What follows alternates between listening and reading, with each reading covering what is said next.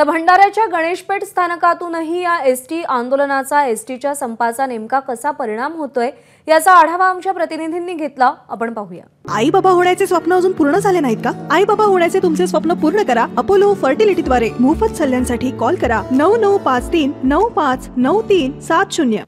ST महामंडळाच्या कर्मचाऱ्यांचा आजपासून आंदोलनाचा पवित्रा पुकारलेला आहे। त्यामुळे आपण आता सध्या भंडाऱ्याच्या मध्यवर्ती बसस्थानकावर आहोत। बघू शकतो इथे सकाळपासून काही प्रवासी प्रवासासाठी इथे आलेले आहेत, मात्र अनेकांना इथे बसेस मिळत नसल्यामुळे अगदी तात्कडत इथे उभं राहावं लागत आहे, बसेसची वाट बघावं लागत आहे।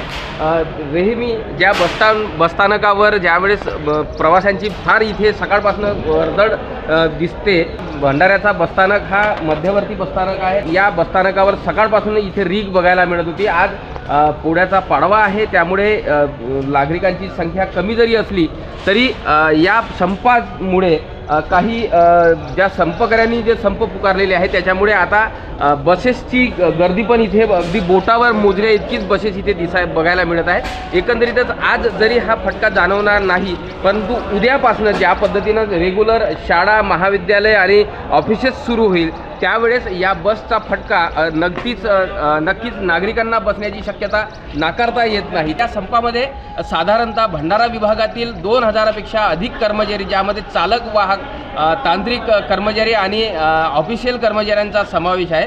असाच हा राज्यभरातील कर्मचाऱ्यांचा जर आकडा गेला तर लाखोंच्या संख्येमध्ये हे कर्मचारी आंदोलनामध्ये त्यांच्या विविध मागण्यांसाठी आहे आणि राज्य सरकारने जर यावर जर तातडीने तोडगा जर काढला नाही तर येत्या कालावधीमध्ये प्रवाशांना याचा फार मोठा फटका बसण्याची शक्यता नाकारता येत नाही। प्रशांत देसाई, एबीपी माझा, भंडारा। एबीपी माझा, उघडा डोळे बघा नीट।